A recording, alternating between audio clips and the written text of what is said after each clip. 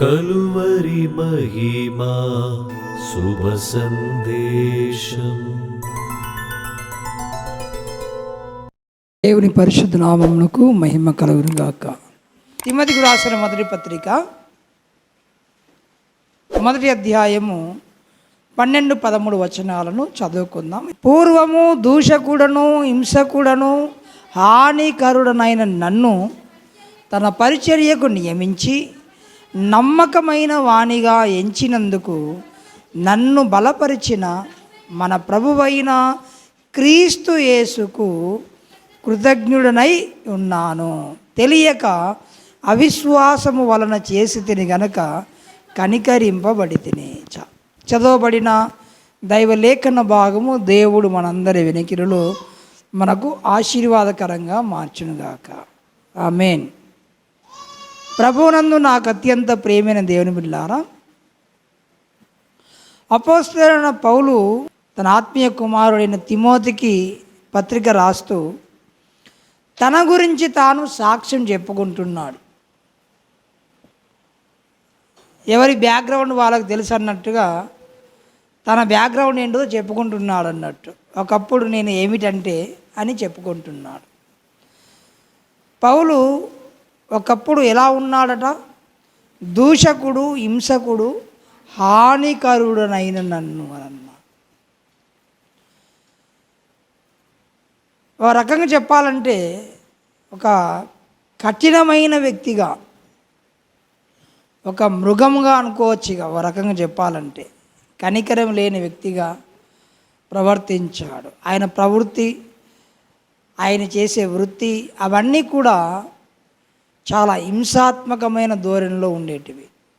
ఆదిమ సంఘాన్ని అత్యధికంగా హింసించిన వారిలో పౌలు కూడా ఒకరు.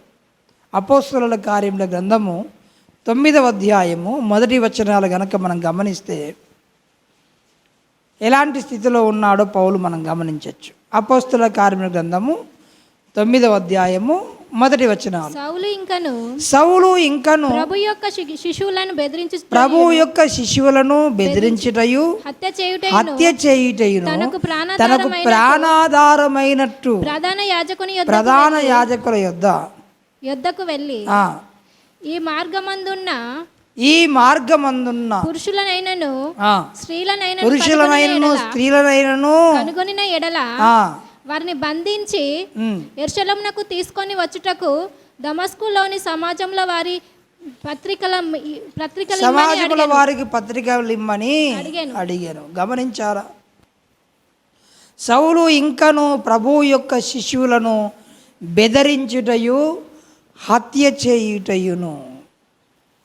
క్రీస్తు శిష్యులు కనబడ్డారంటే చాలు పౌలుకు మరి చాలా కోపం వచ్చేది. వాళ్ళను బెదిరించేవాడు, అవసరమైతే కొట్టేవాడు, ఇంకా అవసరమైతే చంపేసేవాడు. చంపినందుకు బాధపడేవాడు కూడా కాదు. మంచిగా ఇట్లనే జరగాలి వీళ్ళకు అని అనుకునేవాడు. ఎవరైనా చంపినా కూడా మంచిగా జరిగింది, ఇలానే చేయండి వీళ్ళకి అని సమ్మతించేవాడు. మొట్టమొదటిగా క్రీస్తు కొరకు హతసాక్షిగా మారిన అపోస్తలుడు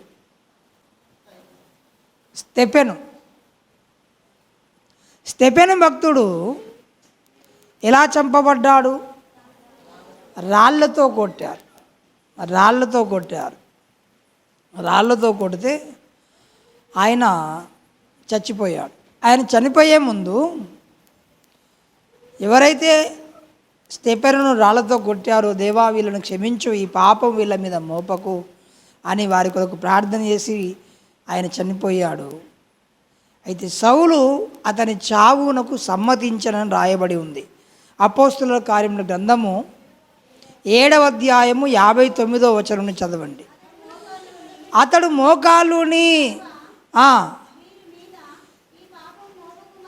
ఈ పాపము మోపకుమని గొప్ప శబ్దముతో పలికెను.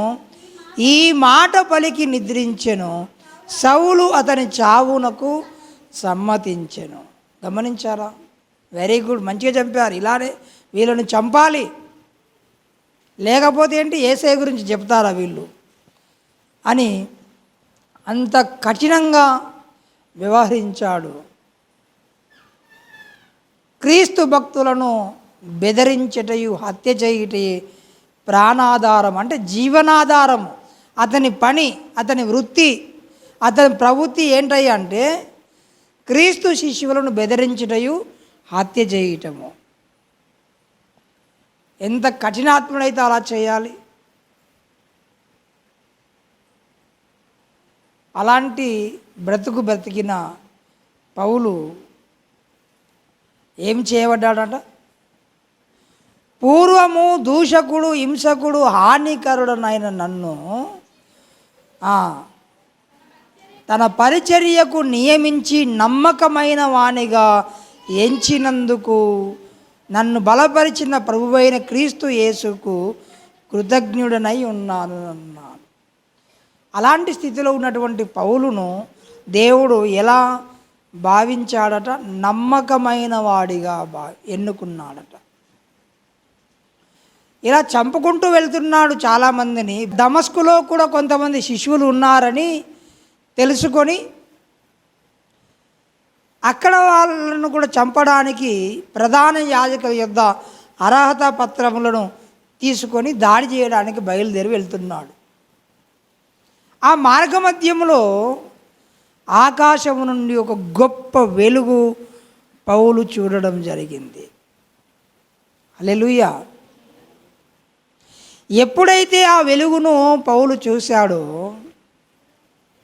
ఏమంటాడంటే, అప్పుడు అతడు నేల మీద పడి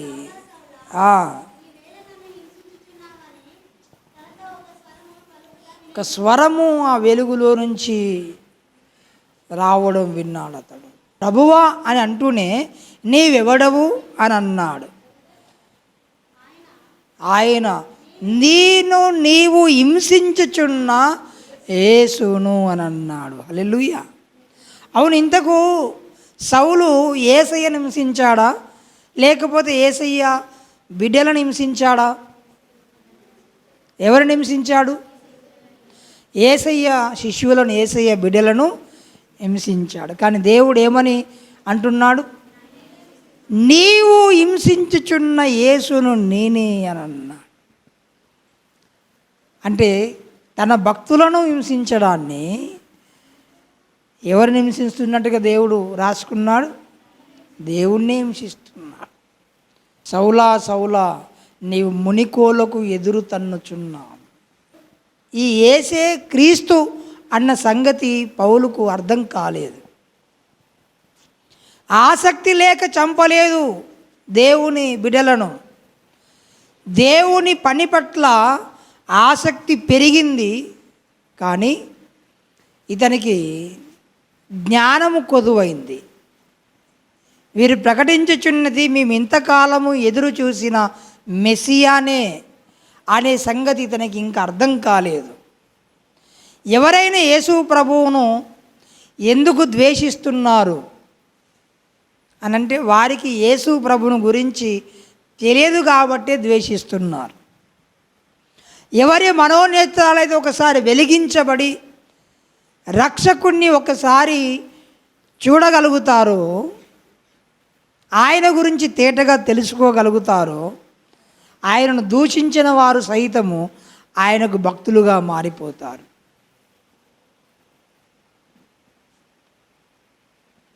సౌలు క్రీస్తు భక్తులను హింసించాడు, చంపాడు కదా. ఎప్పుడైతే ఆ వెలుగులో దేవుని చూసి దేవుని స్వరము విన్నాడో ఎమ్మటే అతని హృదయములో గొప్ప మార్పు కలిగింది. హల్లెలూయా. ఎవరి పేరు చెబితే ఇతడు హత్యలు చేశాడో ఆయన కొరకు ఇతడు చనిపోవడానికి కూడా తర్వాత సిద్ధమయ్యాడు. ఏం జరిగిందంటారు? ఒక మనిషిని మార్చడము ఎవని తరము కాదు, దేవుడు హృదయంలో కార్యం చేస్తే తప్ప. హల్లెలూయా. ఇంతకాలం యేసయ్య అంటే విరుచికపడ్డాయినా ఇప్పుడు యేసయ్య కొరకు ఒక గొప్ప పరిచారకుడుగా దేవుని ద్వారా నియమితుడైపోయాడు. హల్లెలూయా. ఎమ్మడే కళ్ళు పోయినాయి సౌలు యొక్క కళ్ళు పోయినాయి. ఆ ప్రాంతంలో అననీయ అనే ఒక శిష్యుడు ఉండేవాడు. దేవుడు అతనికి కనబడి, ఇదిగో పలానా దగ్గర సౌలు, తార్సు వాడైన సౌలు అక్కడ ఉన్నాడు, అతన్ని చేర్చుకో అని చెప్పి. వామ్మో, ఆయననా?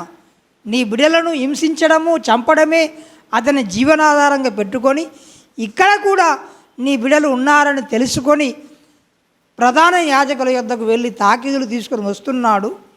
ఆయన మేము చేర్చుకునేది, అందరినీ ఖతం చేసి పడేస్తాడు ఇక్కడికి వస్తే అని చెబుతున్నాడు అననీయ. లేదు లేదు, నువ్వు అనుకున్నట్టు కాదు. అన్యజనుల ఎదుట, ఇశ్రాయేలీయుల ఎదుట, రాజుల ఎదుట నేను నా నామమును భరించడానికి నేను ఏర్పాటు చేసుకున్న సాధనం ఇతడే అని అన్నాడు. హల్లెలూయా. అపోస్తలుల కార్యముల గ్రంథము 9వ అధ్యాయము 15వ వచనం నుండి చదవండి. దమస్కులో అననీయ అని ఒక శిష్యుడు ఉండెను. అతడు ప్రభువు దర్శనమందు అననీయ అని అతనిని పిలువగా, అతడు ప్రభువా, ఇదిగో నేనున్నాననేను. అందుకు ప్రభువు, నీవు లేచి తిన్నని దనబడిన వీధికి వెళ్ళి ఆ యూదా అనువాని ఇంట తార్సువాడైన సౌలు అనువాని కొరకు విచారించుము. ఇదిగో అతడు ప్రార్థన చేయుచున్నాడు. హల్లెలూయా. నిన్నటిదాకా క్రీస్తును ద్వేషించిన వాడు, క్రీస్తు భక్తులను హింసించిన వాడు, చంపినవాడు ఇప్పుడు ఏం చేస్తున్నాడు? ప్రార్థన చేయుచున్నాడు. హల్లెలూయా. రాములంకులు ఉన్నాడా? వాళ్ళ చెల్లమ్మను అమ్ముకున్న దేశప్రభువులు ఎవరు? భాగ్యమ్మ. ప్రార్థన చేస్తుందని తెలుసుకొని దేవుని దూషించి బైబిల్ 4 వేసి కొట్టిండు. ఏం జరిగిందో తెలుసా? నువ్వు మాకు ఉద్యోగానికి వద్దని చెప్పి రైల్వే వాడు రాసిచ్చాడు. ఉద్యోగం పోయింది అతనిది. ఇక సైకిల్కు చేపల మూటలు పెట్టుకొని చేపలు అమ్ముకుంటూ తిరిగిండు. అమ్ముకుంటూ తిరుగుతాను మొత్తానికి అయితే ఈయనకు కూడా సువార్త రుచి తాకింది. హల్లెలూయా. ప్రార్థన చేయడం మొదలుపెట్టాడు. కనబడ్డలో కూడా చెప్తాను, అయ్యా నా కొరకు ప్రార్థన చేయండి, నా ఉద్యోగం రావాలంటే ప్రార్థన చేశాడు. ఎప్పుడైతే ప్రార్థన చేశాడో, నువ్వు ఉద్యోగం నువ్వు మళ్ళీ రా అని చెప్పి మళ్ళీ వారు కాల్ లెటర్ పంపించారు. హల్లెలూయా. హెబ్రోను అనే ఒక సంస్థ స్థాపించిన వ్యక్తి ఎవరు? బ్రదర్ భక్త సింగ్ గారు, సిక్కులైన. ఆయనకు ఎవరు సువార్త చెప్పారు, బైబిల్ ఇచ్చారు. బైబిలును చింపి కాల్చివేసేశారు. ఒక విచిత్రం చెప్పన్నా, ప్రపంచంలోనే అత్యధిక సార్లు విమాన ప్రయాణాలు చేసి క్రీస్తు సువార్తను ప్రకటించిన ఏకైక గొప్ప భక్తుడు బ్రదర్ భక్త సింగ్ అయ్యగారే. ఏం జరిగిందంటారు? బైబిల్ను కాల్చిదైనా, బైబిల్ను చింపేసిదైనా, బైబిల్ను పడేసినైనా ఏమయ్యాడు? అసలు ప్రపంచంలో ఏ దేశానికైనా వీళ్ళు అలా బ్రాంచ్ ఉంటుంది. హల్లెలూయా. హెబ్రోను అనే గొప్ప సంస్థను స్థాపించి కోట్ల మందిని దేవుని దగ్గరికి నడిపించారు. ఏం జరిగిందంటారు మరి? సాధు సుందర్ సింగ్ అయితేనేమి, మా నాన్నగారు ఉన్నారు కదా, మా నాన్నగారు కూడా మనకి ఇన్ని కష్టాలు ఉన్నాయి కదా, మరి యేసు ప్రభువు నమ్ముకుందామని మా అమ్మ అంటే, మనకు 33 కోట్ల మంది ఉన్నారు. ఎన్ని కోట్ల మంది? 33 కోట్ల మంది. మన 300 మంది పేరు కూడా తెలియదు ఎవరికి. అనుకోవడమే, అంకెలే కదా. పోయేదే 300 మంది పేరు చెప్పండి.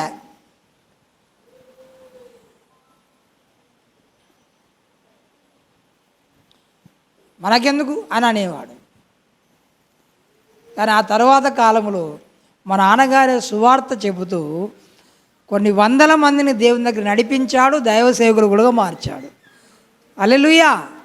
ఏం జరిగిందంటారు? మొత్తానికైతే ఏదో జరుగుతుంది. ఎవరైనా యేసు ప్రభువును ద్వేషిస్తుంటే నాకు అనిపిస్తుంది, వీడు అతి త్వరలో పాస్టర్ కాబోతుండ అనిపిస్తుంది. మేము ప్రార్థన చేయడానికి బనిశెట్టి వెంకటేశ్వర అన్న ఇంటికి వెళ్తే ఆయన ఇంటి దగ్గర నుంచి అట్ల నుంచి పడిపోయాడు రోడ్డు.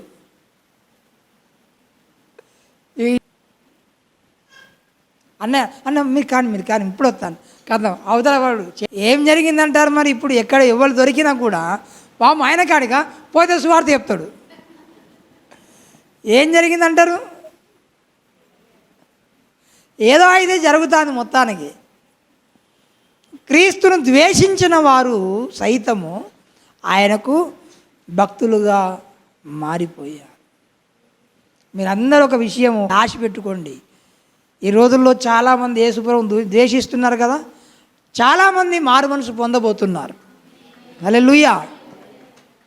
వాళ్ళు చెప్తారు, మేము పాస్టర్లను కొట్టాం, చర్చిలను కూలగొట్టాం, మేము సువార్తను అడ్డుకున్నాం, ఇక ఇప్పుడు యేసయ్యకి ప్రార్థన చేస్తారని రేపు చెప్తారు. మీరు ఆన్లైన్లో చూస్తారు. మీరు ఒక వ్యక్తి క్రీస్తును ఎందుకు ద్వేషిస్తున్నాడు? అతని మనోనేత్రాలు ఇంకా వెలిగించబడలేదు కనుకనే క్రీస్తును ద్వేషిస్తుంది. ఎవరి మనోనేత్రాలు వెలిగించబడతావో క్రీస్తును ద్వేషించలేడు. పైగా క్రీస్తు కొరకు తన ప్రాణమైన ఇచ్చేస్తాడు. ఒకప్పుడు క్రీస్తును ద్వేషించి ఆయన బిడ్డలను హత్య చేసిన వాడు ఇప్పుడు ఏం చేస్తున్నాడట? ప్రార్థన చేయుచున్నాడు. ఎంత మంచి సాక్ష్యము. హల్లెలూయా. 9వ అధ్యాయము 13వ వచనం చదవండి. అందుకు అననీయ, ప్రభువా, ఈ మనుషుడు యెరూషలేములో నీ పరిశుద్ధులకు ఎంతో కీడు చేసి ఉన్నాడని అతని గురించి అనేకుల వలన వింటిని. ఒక్కడికా ఇద్దరు కాదు, చాలామంది చెప్పారట. ఎవరి గురించి? సౌలు గురించి. ఏమని చెప్పారు? మంచిగా చెప్పారా? వామ్మో, ఆయన కనబడ్డావంటే నీ పానం ఎగిరిపోయినట్టు. ఇక ఆయన ముంగడ సువార్త చెప్పినావంటే, యేసు అని అన్నావంటే, క్రీస్తు అని అన్నావంటే ఇక నీకు అదే నూకలు చెల్లినట్టే. నీకు ఇక ఇతడు నీ పరిశుద్ధులకు ఎంతో కీడు చేసి ఉన్నాడు. కానీ ఇప్పుడు ఏం చేస్తున్నాడు? మరి ఆయన ప్రార్థన చేయుచున్నాడని సాక్ష్యం ఇచ్చాడు దేవుడు. ఇంకేమన్నాడు తెలుసా? ఇక్కడ కూడా నీ నామమును బట్టి ప్రార్థన చేయు వారందరినీ బంధించుటకు అతడు ప్రధాన యాజకుల వలన అధికారం పొంది ఉన్నాడని వీళ్ళకి ఎప్పటికప్పుడు అప్డేట్ వస్తాయి. ఎవరికి? శిష్యులకు. ఎవరెవరు మనల్ని చంపడానికి తిరుగుతున్నారు, ఎవరెవరు మనల్ని హత్య చేయడానికి వస్తున్నారు అనేది అప్డేట్స్ వస్తున్నాయి. వీళ్ళకు కూడా సంకేతాలు. ఇక్కడ కూడా నీ భక్తులకు కీడు చేయాలని ప్రధాన యాజకుల యొద్ద తాకీదులు తీసుకొని ఉత్తరం తీసుకొని వస్తున్నాడని మాకు తెలిసింది అని అన్నారు. అందుకు ప్రభువు, నీవు వెళ్ళుము, అన్యజనుల ఎదుటను రాజుల ఎదుటను ఇశ్రాయేలీయుల ఎదుటను నా నామము భరించుటకు ఇతడు నేను ఏర్పరచుకొనిన సాధనమై ఉన్నాడు. హల్లెలూయా.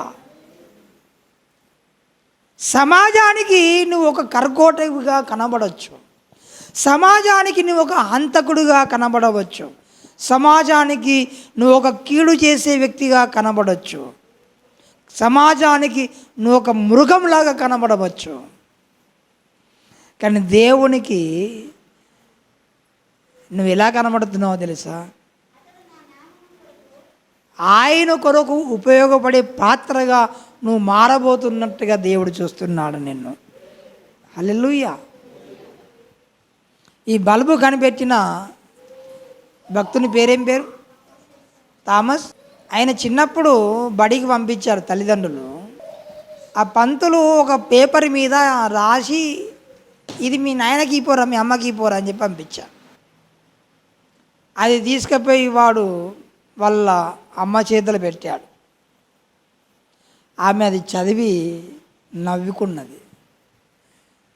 ఏమని రాశాడు తెలుసా? నీ కుమారుడు ఒక పరమ సుంట, వీనికి చదువు రాదు, వీనికి మేము చదువు చెప్పలేము, ఇట్లాంటోడు మా బల్లె ఉంటే వీడి పేరైతే మాకు చెడ్డ పేరు, కనుక వీనికి మేము చదువు చెప్పలేము అని రాసి పంపించారు. వీని చేతులతోనే పంపించారు. వానికి ఆ చదవడం కూడా రాదు. వాళ్ళ మమ్మీ చదివి నవ్వుకుంది. అమ్మ ఏం రాసిందమ్మా మేడం? ఆమెనా ఏం రాసిందంటే, నీలాంటి మహా జ్ఞానవంతునికి వాళ్ళు చదువు చెప్పలేరంట నాయన, నువ్వు చదువుకోవడానికి ఒక మంచి స్కూల్ చూసి పంపమని చెప్పి అనింది అని చెప్పి అన్నాడు. అదే రాసిందా మరి దాంట్లో? స్కూల్ పంతులకేమో ఎలా కనబడుతున్నాడు వీడు? ఒక సుంటలా కనబడుతున్నాడు. కానీ వాళ్ళ తల్లికి ఎలా కనబడ్డాడంటే ఒక గొప్ప సైంటిస్ట్గా కనబడ్డాడు. హల్లెలూయా. సమాజము నిన్ను ఎలా చూస్తుందో అది కాదు నువ్వు పట్టించుకోవలసింది, దేవుడు నిన్ను ఎలా చూస్తున్నాడు. అది నేను ఒక కీడు చేసే వ్యక్తిగా, నేను ఒక క్రూరుడిగా, నేను ఒక హింసకుడిగా నీ మీద అభిప్రాయం కలిగి ఉండవచ్చు, కానీ దేవుడు నిన్ను ఒక మంచి వ్యక్తిగా చూస్తున్నాడు ఆయన. హల్లెలూయా. అనేకులను క్రీస్తు వైపు నడిపించే సాధనంగా పౌలును దేవుడు చూశాడు. ఇతడు నా నామము భరించుటకు నేను ఏర్పాటు చేసుకొనిన సాధనము. గమనించారా? దేవుడు ఏమో ఇలాంటి ఆలోచన కలిగి ఉన్నాడు సౌలు ఎడల. లోకము వేరొక రకమైన ఆలోచన కలిగి ఉంది. అతడు శిష్యుడని నమ్మక. పిల్లికి ఎలకకు దోస్తానికి వెళ్తుందండి? మీరు నేను ఏం తినట్లేదు, మాంసాహారం బంద్ చేసినని పిల్లి అని అనుకో, ఎలక అంత తొందరగా అవుతుందా? అయినా కూడా భయంతో వచ్చినట్టు అతడు శిష్యుడని నమ్మక చాలామంది భయంగానే తిరిగారట. అననీయనే ఇంకా అతడు నమ్మలేదు. ఇదే 9వ అధ్యాయము 19 చదవండి. ఇమ్మట అతడు దమస్కులోనున్న శిష్యులతో కూడా కొన్ని దినములు ఉండెను.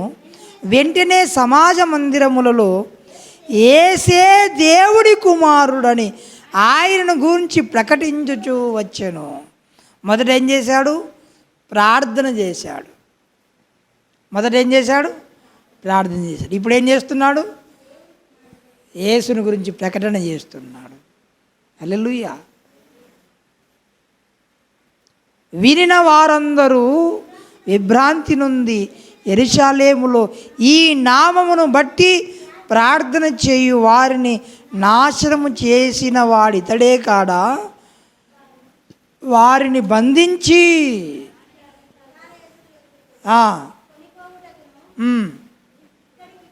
ఇక్కడికి కూడా వచ్చి ఉన్నారని చెప్పుకొని అయితే సౌలు మరి ఎక్కువగా బలపడి, అతని గురించి ఎంత నెగిటివ్ థాట్స్ కలిగి ఉన్న ప్రజలు ఇతడు మాత్రము వెనకకు పోవడం లేదు. ఇతడు మాత్రం ఇంకా బలపరచబడుతూ ఈయనే క్రీస్తు అని రుజువుపరచుచు 26వ వచనం చదవండి. అతడు యెరూషలేములోనికి వచ్చి శిష్యులతో కలిసి కొనుటకు యత్నము చేసెను గాని అతడు శిష్యుడని నమ్మక అందరూ అతనికి భయపడిరి. అది పౌలు స్థితి. శిష్యులు కూడా అతను చూసి భయపడుతున్నారు. వామ్మో, వీడేదో మాయ చేసి మస్క కొట్టాలని చూస్తున్నాడు మమ్మల్ని, చిన్నగా మన స్థావరాలు అన్నీ కనుక్కొని తుడిచిపెట్టేయాలి ఒక్కసారి అని ఏదో నాటకం వేస్తున్నట్టున్నది అని శిష్యుడని నమ్మడం లేదు. చాలామంది దేవుని ప్రజలను మోసం చేయడానికి సాతానుడు ఈ రోజుల్లో భక్తి ముసుగులోనే నాటకం చేస్తున్నాడు. అది మళ్ళీ చెప్తున్నాను, దేవుని ప్రజలను దేవునికి దూరం చేయడానికి సాతాను ఎలాంటి వేషం కడతాడు? భక్తి అనే ముసుకే వేసుకొని వస్తున్నాడు. మనం జాగ్రత్తగా ఉండకపోతే నష్టపోవలసి వస్తుంది. గొర్రె చర్మము కప్పుకొని గొర్రెల మందలో తోడేళ్ళు జ్వరపడ్డాయి. పైకి చూస్తే ఎలా కనబడుతుంది? గొర్రెలాగానే కనబడుతుంది. కానీ స్వభావము, గొర్రె స్వభావం ఏంటి? సాధు జంతువు, ఎవరికి హాని చేయదు. మరి తోడేలు స్వభావం క్రూర జంతువు, అవకాశం దొరికితే. మరి ఈ మందలో కలవాలంటే ఎలాంటి వేషం కట్టాలి? నేను కూడా ఒక గొర్రె అని వేషం కట్టుకొని వస్తేనే నడుస్తుంది. ఈ అంత్యకాలంలో చాలా జాగ్రత్తగా ఉండాలి. దేవుని ప్రజలను దేవునిలో నుండి, సత్యములో నుండి మళ్ళించడానికి అపవాది దైవ సేవ ముసుగులోనే కొంతమందిని ఉపయోగించుకొని పాడు చేస్తారు. జాగ్రత్త కలిగి ఉండాల్సిందే. అయితే అక్కడ యెరూషలేములోని శిష్యులు కూడా అలానే అనుకున్నారు. ఏమని? శిష్యులను కలుసుకున్నట్టుకు యత్నము చేసిన కానీ అతడు శిష్యుడని వాళ్ళు నమ్మలేకపోయారట. నిన్నటిదాకా మమ్మల్ని హింసించినోడు, మమ్మల్ని చంపినోడు ఇప్పుడు ఇలా మారాడంటే మేము ఎలా నమ్మాలి అని అంత ఈజీగా నమ్మలేదు. కానీ ఒక విషయం ఏమిటంటే దేవుడు అతనిని నమ్మాడు. హల్లెలూయా. లోకము నిన్ను నమ్మకపోవచ్చు, నిన్నెవడు నీ మీద విశ్వాసం ఉంచకపోవచ్చు, కానీ దేవుడు నిన్ను నమ్మకమైన వాడిగా ఎంచుతున్నాడు. ఆయన పూర్వము దూషకుడు, హింసకుడు, హానికరుడునైన నన్ను చదవండి. 1 తిమోతి పత్రిక 1 అధ్యాయము 11వ వచనం. హింసకుడను హానికరుడైన నన్ను తన పరిచర్యకు నియమించి నమ్మకమైన వానిగా ఎంచినందుకు నన్ను బలపరిచిన ఆ ప్రభువైన క్రీస్తు యేసునకు కృతజ్ఞుడనై ఉన్నాను. గమనించారా?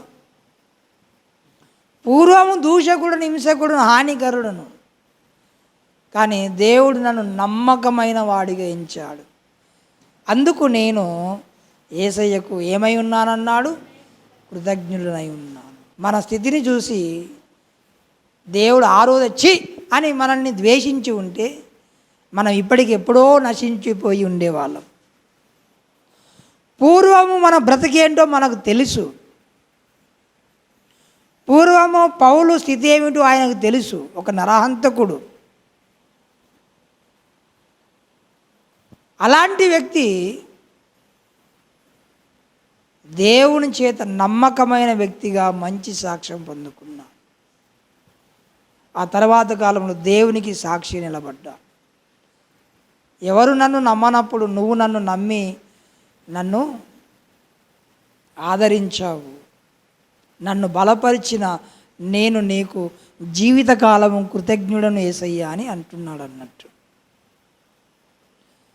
మరి పూర్వము పౌలు దూషకుడు, హింసకుడు, హానికరుడు అయితే మరి మనం ఎవరం? ఎవరి బ్యాక్గ్రౌండ్ వాళ్ళకు ఉన్నది. పూర్వము మనం ఎవరో మనకు బాగా తెలుసు. పూర్వము పాపం అనే చీకటిలో మనము బందీలమై ఉండిపోయాం. ఎఫెసీయులకు రాసిన పత్రిక 5వ అధ్యాయము 8వ వచనము, మీరు పూర్వమందు చీకటి అయి ఉంటిరి, ఇప్పుడైతే ప్రభువునందు వెలుగై ఉన్నారు. చాలమ్మా. ఎఫెసీయులకు రాసిన పత్రిక 5వ అధ్యాయము 8వ వచనము, మీరు పూర్వమందు చీకటి అయి ఉంటిరి, ఇప్పుడైతే ప్రభువునందు వెలుగై ఉన్నారు. పూర్వము ఏమై ఉన్నాం? పాపములో ఉన్నాము, చీకటిలో ఉన్నాము, అపవిత్రతలో ఉన్నాము. పౌలన్నే ఏమంటాడంటే ఒకసారి రోమీలకు పత్రిక రాస్తూ, రోమాపత్రిక 3వ అధ్యాయము 25వ వచనములో, పూర్వము చేయబడిన పాపములను దేవుడు తన ఓరిమి వలన ఉపేక్షించినందున ఆయన తన నీతిని కనపరచవలనని. చాలు. పూర్వము చేయబడిన పాపములను దేవుడు తన ఓరిమి వలన ఉపేక్షించాడట. ఉపేక్షించుటంటే క్షమించాడు. దేవునికి చాలా ఓపిక ఉంది. మనం తప్పు చేయగానే ఎమ్మడే శిక్ష వేస్తే ఇక్కడ దాకా వచ్చే వాళ్ళం కూడా కాదు, మనం ఎప్పుడో నశించిపోయి ఉండాలి. పూర్వము మనము చేసిన తప్పిదములను పాపములను తన ఓరిమి వలన ఉపేక్షించినందున ఆయనకు మనం అందరం రుణస్థులమై ఉన్నాం. దేవుని దగ్గర ఏం దొరుకుతుందని అంటే దేవుని దగ్గర క్షమాపణ దొరుకుతుంది. లోకం అంటది వీడు తప్పు చేశాడు, వీని శిక్షించాల్సిందే, వీడు తప్పు చేశాడు, వీని శిక్షించాల్సిందే. ధర్మశాస్త్రం చెప్పింది కూడా అదే. కంటికి కన్ను, అవి అనుకోకుండా చెయ్యి దాకి పన్ను ఊసిపోయింది. వెనకనే కూర్చున్నాడు, చూడలేదు, చెయ్యి అనగానే మోసే దాకింది, పన్ను ఊసిపోయింది. అదంతా నడవది, అనుకోకుండా జరిగింది అని పట్టుకోండిరా అంటే మనం పట్టుకోవాలి. ఏ పన్ను ఊసిపోయిందిరా? ఈ ముందు పన్ను ఊసిపోయింది, సుత్తే తీసుకురావాలి, తీసేయాలి అంది. సార్ వద్దు సార్ అనుకోకుండా పొరపాటు గవని చెప్పద్దు. ఏదో ఆట ఆడుకుంటా అంటే కన్ను పోయింది ఒకటి గుచ్చుకొని, పొరపాటున ఎవరికైనా కంట్లో గుచ్చుకుంది అనుకోండి, వాని కన్ను పోతే ధర్మశాస్త్ర ప్రకారం ఏ కన్ను పోయింది? కుడి కన్నా. చలో ఇసుకు పక్కన కుడి కన్ను తీసేయండి, గంతే. ఇక కంటికి కన్ను, పంటికి పన్ను. మనం తప్పు చేయగానే లోకం ఏమంటుందంటే విని శిక్షించాలి. కానీ యేసయ్య ఎంత దయామయుడంటే నీవు నీ పాపములను బట్టి నువ్వు నశించడము నాకు ఇష్టం లేదు, నేను నిన్ను క్షమిస్తున్నాను, ఇక మంచిగా బ్రతకంటాడు యేసయ్య. హల్లెలూయా. కుమారుడా నీ పాపములు క్షమించబడి ఉన్నవి, సమాధానం కలిగిన వాడవే వెళ్ళుము. ఎవరంటారండి? దేవుని దగ్గర ఏం దొరుకుతుంది అంటే పాప క్షమాపణ దొరుకుతుంది. 130వ కీర్తన 3-4 వచనాలు.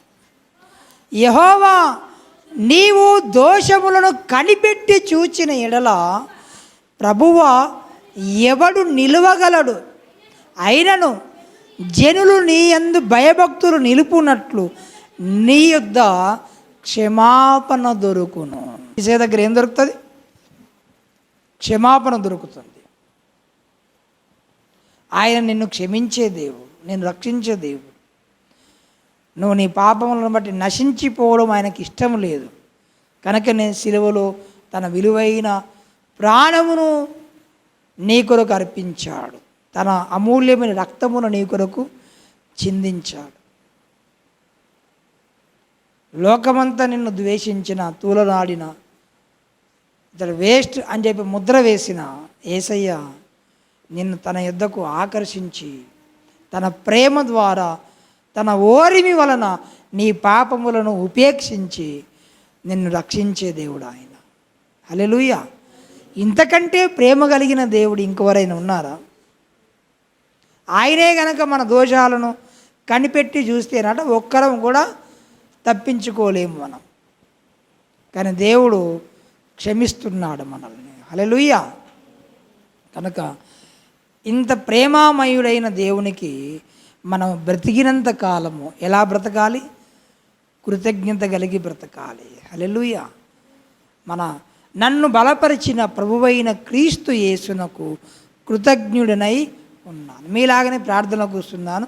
అయిపోయాక నేను పోయి చనిపోవాలనుకున్నాను ఒకసారి.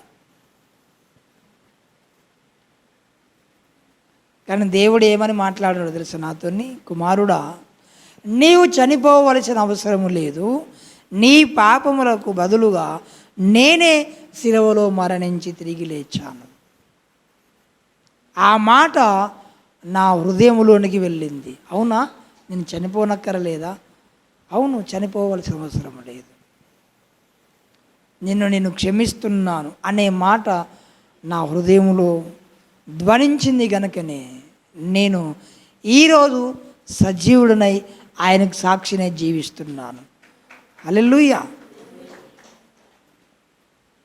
మరి ఇంతగా ప్రేమించిన దేవునికి మనం కృతజ్ఞత కలిగి బ్రతకానా? దూరం దూరం తిరగాల? ఎలా ఉండాలి? మన ఈ మధ్యకాలంలో ఒక ప్రవచనాలు చెప్పే ఒక గురువు గారు, వాళ్ళ ధర్మము ప్రకారము ప్రవచనాలు చెప్పేటువంటి ఒక గురువు గారు బైబిల్లో జరిగిన ఒక యథార్థ సంఘటన గురించి చెప్పాడు. ఒక స్త్రీ వ్యభిచారము చేస్తుంటే పట్టుకొని తీసుకొని వచ్చి యేసు ప్రభువు ముంగట నిలబెట్టారు. మోషే ధర్మశాస్త్ర ప్రకారము వ్యభిచారము చేయు వారిని రాళ్లతో కొట్టి చంపవలెనని ఉంది. మీరేమంటారు అని యేసు ప్రభువుని అడిగారు. ఆయన ఏమన్నాడంటే, మీలో పాపము లేని వాడెవడో మొదటి రాయి ఆమె మీద వేయండి. కింద ఏదో రాసుకుంటూ ఉన్నాడు. పైకి లేచి చూసేసరికి ఒకడు కూడా లేడు. చిన్నపిల్లలు, యవనస్తులు, పెద్దలు అందరూ రాళ్ళు అక్కడ పడేసి వెళ్ళిపోయారట. ప్రవచనాలు చెప్పే గురువు గారు ఏమంటారంటే, ఆహా, యేసు ప్రభు యొక్క గొప్పతనం చూడండి, అలాంటి స్త్రీని కూడా అమ్మా అని పిలిచాడు ఆయన అనేది. హల్లెలూయా. ఎలా సంబోధించాడు? అమ్మా అని సంబోధించాడు. అమ్మా, నీ పాపములు క్షమించబడి ఉన్నవి, సమాధానము కలిగి వెళ్ళుము అని అన్నాడు. ఆమె జీవితంలో ఒక నూతనమైన ఆశలు చిగురించినవి. ఎంత అవమాన భారంతో కృంగిపోయి ఉండాలి. ఈ రోజుతో నా జీవితము ముగింపు కాబోతుంది. ఈరోజు నేను ఇంతమందిలో నేను రెడ్ హ్యాండెడ్గా పట్టబడ్డాను. ఇక నేను జీవించే హక్కు నాకు లేదు, నన్ను కొట్టి చంపేస్తారు. కానీ యేసయ్య ఏమన్నాడు? మీలో పాపము లేని వాడెవడో మొదటి రాయి ఆమె మీద వేయండి. వేసి కొడదామని అన్నాడు, కానీ పాపము లేని వాడెవడో రాయి వేయండి ఆమె మీద అంటే అందరూ మనస్సాక్షి ద్వారా నొప్పించబడిన వారై రాళ్ళు అక్కడ పడేసి వెళ్ళిపోయారు. ఆమెను శిక్షించే అధికారము అక్కడ ఒక యేసు ప్రభు వారికి మాత్రమే ఉండింది. ఆమెను శిక్షించాలంటే యేసయ్యకు ఒక్కనికే అధికారం ఉంది. కానీ ఆయన ఏమన్నాడంటే, అమ్మా, నీ పాపములు క్షమించబడి నువ్వు సమాధానం కలిగిన దానివి వెళ్ళు. చూసారా, మనిషికి క్షమాపణ కావాలి. నిన్ను బాగా ద్వేషించేవాడిని నువ్వు ప్రేమతో పలకరించి, అదే వాళ్ళకి వేసే శిక్ష. హల్లెలూయా. నాకు వీళ్ళు చెప్తా ఉంటారు, నేను వాళ్ళు ఏమన్నా తెలుసా, వీళ్ళు ఏమన్నా తెలుసా అంటే అన్నీ విన్నట్టే ఏంటా, దేవ వాళ్ళని దీవించమని ప్రార్థన చేస్తా. హల్లెలూయా. ఇది మనం ఎదుటివాడితో సమాధాన పడదామనుకుని అవతలవాడు సమాధాన పడకపోతే మనం ఏమి చేయలేము. కానీ మెట్టుకు పూర్వము మనకు ఉండినటువంటి పాపములను బట్టి దేవుడు మనలను శిక్షించక తన ఓరిమి వలన మనలను ఉపేక్షించి తన కుమారులుగా కుమార్తెలుగా స్వీకరించి ఆయన పనిలో నమ్మకమైన వాడిగా ఎంచుకున్నాడు. ఎందుకొరకో తెలుసా? నీవు అన్యజనుల ఎదుట, రాజుల ఎదుట, దేవుని ప్రజల ఎదుట నువ్వు ఆయన పక్షముగా దేవుడు ఏర్పాటు చేసుకున్న ఒక సాధనంగా నువ్వు ఉండాలి అని. కనుక పౌలు భక్తుడు తనను నమ్మకమైన వాణిగా ఎంచిన దేవునికి జీవితకాలం ఎలా బ్రతికాడు? కృతజ్ఞత కలిగి బ్రతికాడు. రెండవది, దేవునికి ప్రార్థన చేశాడు, దేవుడిని ప్రకటించాడు. ఆఖరిగా యేసయ్యను పేరు చెప్తే సువార్త చెప్పిన వాడిని చంపిన వాడే యేసయ్య కొరకు చనిపోవడానికి సిద్ధమై చనిపోయాడు. హల్లెలూయా! ఎంత గొప్ప వ్యక్తిగా దేవుడు మార్చుకున్నాడు. దేవుని చేతిలోకి వస్తే దేవుడు ఎలాంటి వ్యక్తినైనా మారుస్తాడు. కనుక ప్రార్థన చేద్దాం. దేవా, ఇంతటి కఠినాత్మలను ఆయన నువ్వు మార్చగలుగుతున్నావు, నన్ను కూడా సంపూర్ణంగా మార్చమని దేవునికి అప్పగించుకుందాం. రండి ప్రార్థన చేద్దాం.